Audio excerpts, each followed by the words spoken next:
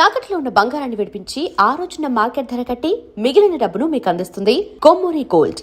So I mean ఏమన్నా చిన్నప్పటి నుంచి అంటే 3 ఇయర్స్కే మీరు ఫిక్స్ అయిపోయారు ఇది యాక్ట్రెస్ అని.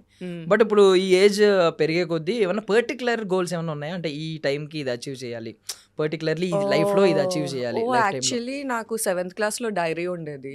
దాంట్లో రాసుకునేదాన్ని నాని గారితో యాక్ట్ చేయాలి, శర్వానంద్ గారితో యాక్ట్ చేయాలి, వరుణ్ సందేశ్ గారితో యాక్ట్ చేయాలి. ఆ 3 అయ్యాయి. అంటే నాని గారితో జెంటిల్మెన్ లో జూనియర్ ఆర్టిస్ట్ గా చేశా, శర్వానంద్ గారితో అదే చేశాను. రీసెంట్ గా వరుణ్ సందేశ్ గారితో నేను మూవీ చేస్తున్నాను. ఓకే.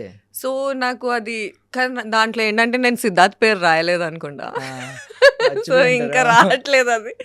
బట్ ఎనీవే మేబీ ఆ బుక్కి ఏమైనా పవర్ ఉండి ఉంటుంది అప్పుడు రాసినవన్నీ నెరవేరుతున్నాయి. నేను అప్పుడు రాసుకున్నాను 30 years కి పెళ్లి చేసుకోవాలి.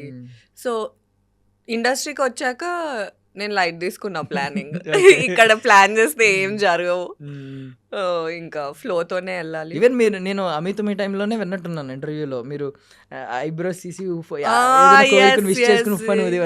అవునవును ఎక్కువ విష్ చేసింది ఏంటి అలాగా? హీరోయిన్. నేను యాక్చువల్లీ దేవుడిని నేను ఎప్పుడు ఏది అడగలేదు.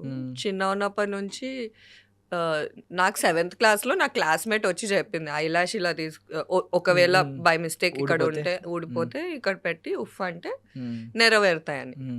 నేను 4th క్లాస్లో నాకు దేవుడు అంటే ఇష్టం వచ్చింది. అంటే నేను ఓన్లీ వెళ్ళి సారీ థ్యాంక్స్ చెప్పేదాన్ని గుడ్లో. 7th క్లాస్ నుంచి సెల్ఫిష్ అయ్యా. అప్పుడు కోరిక పెరిగిపోయింది హీరోయిన్ అవ్వాల్సిందే. ఎందుకంటే అప్పుడు శ్వేతా బాసు గారు స్టార్ట్ చేశారు కొత్త బంగారు. సో తనకు కూడా పన్ను మీద పన్ను ఉంటుంది. తను కూడా 10th క్లాస్లోనే హీరోయిన్ అయినట్టుంది కదా. సో అప్పుడు నేను 7th క్లాస్, నేనేమో ఇంకా 3 సంవత్సరాలే ఉంది అని అనుకుంటూ ఉండే.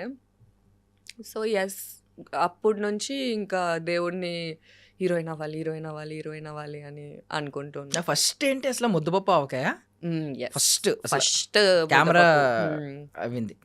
బట్ మీరు డబ్బులు సంపాదించింది ఫస్ట్ 7th క్లాస్ ఆ టైంలోనే హోస్టింగ్ ఏదో చేసేవారండి. 9th class. ఏంటి హోస్ట్ అంటే దేనికండి? మా జూనియర్స్ అని ఛానల్ ఉండేది. సో ఉగాది సెలబ్రేషన్స్కి దే కాల్డ్ అనమాట. ఇలా చిన్నపిల్ల కావాలి, మా జూనియర్స్ కదా, యాంకరింగ్ కావాలి అంటే వెళ్ళా. So first remuneration 150 రూపీసా? ఏం చేశారు? చుడిదార్ కొనుక్కున్నా. ఏమాయా చేసావే, అప్పుడే రిలీజ్ అయింది. ఓకే. సో సమాంత గారిది ఉంటుంది కదా ఆ స్టైల్, ఆ చుడిదార్, అలాంటివి కొనుక్కొని అలా కుట్టించుకున్నాను నేను. జెంటిల్మెన్ కి నేను విన్నాను రెమ్యూనరేషన్, కరెక్ట్ కదా మీరే చెప్పండి. 500 రూపీసా? ఓన్లీ 1 డే చేస్తారా? బాగానే చేసా నేను. దాంతో హెయిర్ కలర్ చేయించుకున్నా, బెల్లీ పియర్సింగ్ చేయించుకున్నా. నాకు ఆ 500 రూపీస్తో చేయించుకున్నారు? ఏదైతే ఫ్యూ డేస్ చేసా అది. So silver screen first like gentleman first. అవును. తర్వాత నమో వెంకటేశ. అవును. అంటే చాలా స్ట్రగుల్ అయ్యి వచ్చారు కదా బేసికల్లీ. ఇప్పుడు అందరికీ తెలియాలి. చాలా మంది ఏంటంటే చెప్పుకోరు, ఏమనుకుంటారంటే అలా చెప్తే తక్కువగా చూస్తారేమో. తక్కువగా చూసేవాడు తక్కువగా ఉన్నట్టు లెక్క. స్ట్రగుల్ ని కూడా తక్కువగా చూస్తున్నాడంటే వాడికి దాన్ని ఏమంటారు, బ్రెయిన్ లేనట్టు. అంటే నేను ఆల్రెడీ చెప్పాను కదా, నేను వచ్చిందే నాలాంటి అమ్మాయిల కోసం ఇన్స్పైర్ చేయడం. ఇలా వచ్చినా సాధించవచ్చు. యాక్చువల్లీ ఇప్పుడు తగ్గిపోయింది. అప్పట్లో ఇలానే వచ్చేవాళ్ళు యాక్చువల్లీ అందరూ. ఎవరిని తీసుకున్నా పెద్ద స్టార్స్ వాళ్ళు స్ట్రగుల్ అయ్యే వచ్చారు. సో ఎస్, అమ్మాయిలు స్ట్రగుల్ అవ్వడం అనేది కొత్త. అంటే అందరూ అలా ఉండరు కదా, అందరూ డైరెక్ట్గా ఏదో హీరోయిన్ ఆపర్చునిటీ వస్తుంది చేసేస్తారు. బట్ ఎస్, సో మనం నార్మల్లీ తెలుగు హీరోయిన్స్ మన వాళ్ళు అప్పుడప్పుడు ఒక్కొక్కసారి మైకుల్లో మంచిగా మాట్లాడుతూ ఉంటారు, తెలుగు వాళ్ళని ఎంకరేజ్ చేయాలని చెప్పి. డైరెక్టర్లు కూడా మేము అందుకే అవకాశం ఇచ్చామని చెప్తా ఉంటారు. బట్ తర్వాత ప్రాజెక్టులో మళ్ళీ మారిపోద్ది వాళ్ళ డెసిషన్స్ కూడా. మనం వీళ్ళ మీద లెక్క పెట్టొచ్చు. తెలుగు హీరోయిన్స్ అంటే ఇప్పుడు శ్రీలీల గారు ఓకే, ఇప్పుడు ఈ వీళ్ళ మెయిన్ స్ట్రీమ్ లో వీళ్ళతో పాటు ఫైట్ చేస్తున్నారు, మంచి కాంపిటీషన్ ఇస్తున్నారు. ఇప్పుడు అంతకుముందు ఎవరున్నారు? చాలా తక్కువ, రేర్లీ. అవునవునవును.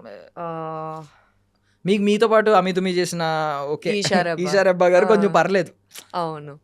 మంచిగానే ఉన్నారు. బట్ ఇంకెవరు లేరు కదా ఇప్పుడు. వైష్ణవి చైతన్య గారి పేరు ఒకటి వినిపిస్తుంది తప్పితే తెలుగు హీరోయిన్స్ ఎవరు లేరు. దీనికి రీజన్ ఏమనుకుంటున్నారు మీరు? నాకు తెలీదు. అంటే నేను యాక్చువల్లీ మీరు అటు సైడ్ వెళ్ళి వాళ్ళని అడగాలి ఎందుకు తీసుకోవట్లేదు అనేది.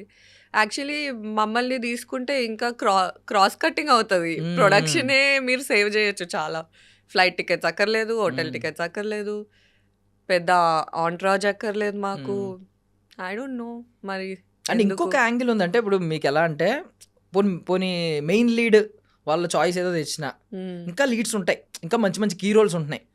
వాటికైనా పోనీ ఈ ఆలోచన కొంచెం రావాలి కదా, అరే మన వాళ్ళు ఉన్నారు ఇక్కడ, మన వాళ్ళని వదిలేస్తున్నాము. జస్ట్ ఇమీడియట్ రోల్స్ కూడా ఉంటున్నాయి, అవి కూడా పోనీ. ఇంకొకటి ఏంటంటే చాలా మంది ఫ్రెషర్స్ని తీసుకొచ్చే వాళ్ళు ఉన్నారు, అంటే కొత్త ఫేస్ని తీసుకొచ్చే వాళ్ళు ఉన్నారు. అవును. సో కొత్త ఫేస్ని తీసుకొచ్చినప్పుడు ఏమి ఆడియన్స్ పడి టికెట్లు కొనుక్కుని ఏమి వచ్చారు, వాళ్ళకి జీరో ఇమేజ్తో వస్తున్నారు. అలాంటప్పుడైనా మన తెలుగు వాళ్ళని కన్సిడర్ చేయొచ్చు కదా. ఇంకా నేను ఇంకోటి చెప్తాను, బిగ్ బాస్ హిందీ వాళ్ళు చేసిన వాళ్ళని ఇక్కడ హీరోయిన్స్ చేస్తున్నారు.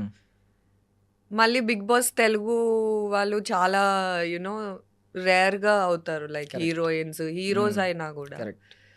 సో అది ఇంకా వాళ్ళనే అడగాలి ఎందుకు అంత డిఫరెన్స్ ఉంది అని. అంటే ఏమో ఇక్కడ వాళ్ళు చేస్తే చులకనగానే అనిపిస్తుంది వాళ్ళకి. అంటే వాళ్ళని కూడా ఏం అనలేం, వాళ్ళకేమో మన తెలుగు అమ్మాయి అలా కనిపించకూడదు, అలా చేయకూడదు. ఇంకెన్నాళ్ళని అలా కూర్చుంటాం అని చెప్పు. మేము కూడా ఇంట్లో కూర్చొని టైం పాస్ చేయలేం కదా, ఏదో ఒకటి పని చేసుకోవాలి. సో బట్ ఇప్పుడు మన వాళ్ళు కూడా ఐ మీన్ బౌండరీస్ ఏం ఎక్కువ పెట్టుకోవట్లేదు, కొంచెం స్క్రిప్ట్ డిమాండ్ చేస్తే చేయడానికి బాగానే ఉన్నారు. అవును. బట్ కన్సిడరేషన్లో ఎక్కడో ప్రాబ్లం అవుతుంది. మళ్ళీ అందంగా లేరా అంటే అది కూడా కాదు, సేమ్ కాంపిటీషన్ ఇస్తాం. లైక్ అంటే ఆడియన్స్ టేస్ట్ కూడా ఆలోచించుకుంటే మన వాళ్ళకే కనెక్ట్ అవుతారు కదా. ఇప్పుడు రష్యన్ హీరోయిన్ తీసుకొచ్చి పెడితే ఎవడు వాడు గర్ల్ ఫ్రెండ్ ఊహించుకోలేడు దానిలో, అమ్మాయిలో. రష్యన్ అంటే అమ్మాయిలాగా చూస్తాడు. అదే మన తెలుగు అమ్మాయిని పెడితే వీడు నేనున్నాను అనుకోండి ఫర్ సపోజ్, నాకు ఎవరైనా క్రష్ ఉంటే ఆ అమ్మాయిని ఇమాజిన్ చేసుకుంటాను. ఎగ్జాక్ట్లీ కొంచెంసేపు ఆ 3 hours నేను నా లవర్ అన్నట్టు ఫీల్ అవుతాం. అదే అంటే సమంత గారు కూడా అందుకే క్లిక్ అయ్యారు అనిపిస్తుంది. గర్ల్ నెక్స్ట్ డోర్ చాలా తెలుగు అమ్మాయిలా ఉంటుంది. సో అదే చెప్తున్నా, అంటే వాళ్ళకి ఆ ప్రివిలేజ్ ఉండింది. ఇప్పుడు నేను ఇంట్రడ్యూస్ అయింది ఏమాయ చేసావేతో ఇంట్రడ్యూస్ అవ్వలేదు. ఆబ్వియస్లీ నాకు బాధేస్తారు, అదే అలాంటి సినిమా వస్తే నాకు కూడా అవసరం లేదు కదా బోల్డ్ షూట్లు చేసుకుంటా. అలాంటి మూవీ నాకు వస్తే నేను ఇలా డ్రెస్ అయి కూర్చుంటాను మీ ముందర. అలాంటివి రాయండి మరి మా కోసం, మా తెలుగు అమ్మాయి కోసం. పబ్లిక్ డిమాండ్ చేస్తే మీరు వాడడానికి ఉన్న డిమాండ్ చేసే ఆ టైం రావాలి, అంత ఆ లెవెల్కి రావాలి.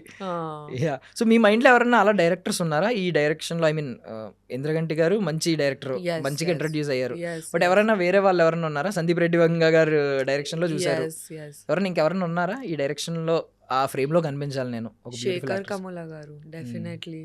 ఇంకెవరు ఉన్నారు? సంజయ్ లీలా బన్సాలి గారు. ఇంకా యాక్చువల్లీ నా బిగ్గెస్ట్ విష్ విశ్వనాథ్ గారితో పనిచేయాలని ఉండే. ఓకే, అయ్యో I'm big fan of his films. But yes, అంటే ఏం చేయలేను నేను ఇప్పుడు. మీరు పుట్టింది ఇప్పుడైనా థాట్స్ అన్ని పాతగా ఉన్నాయి కొంచెం. అవును, అందువల్ల అవి మ్యాచ్ అవడం కొంచెం కష్టమే.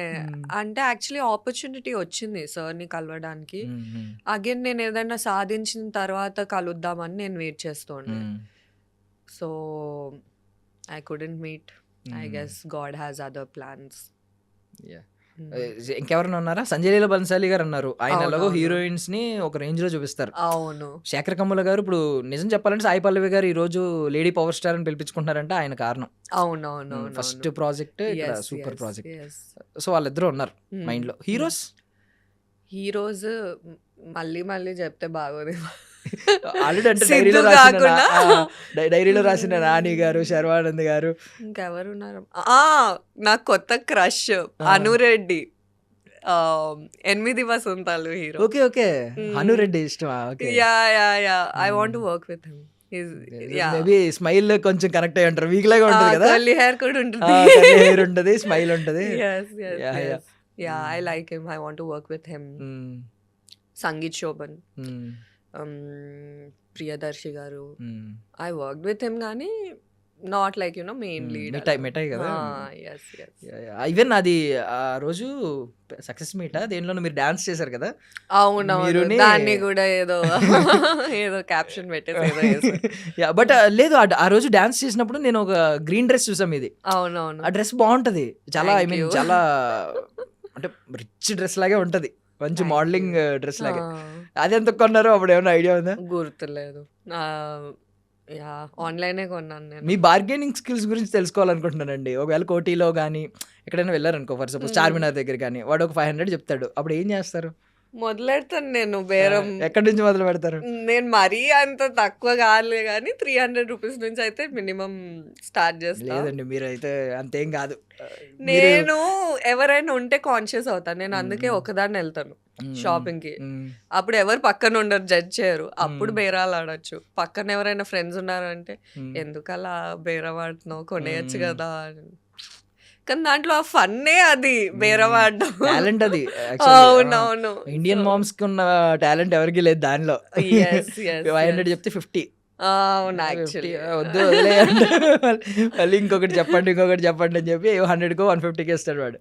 లిటరల్లీ మీ బార్గెనింగ్ స్కిల్ నేను ఇంకా చాలా ఎక్స్పెక్ట్ చేశాను. లేదు లేదు, అంత ఉండదు. అందుకే ఆన్లైన్ లో చూస్తాను, ఏది తక్కువ ఉందో అది కొనేస్తాను నేను. So yes.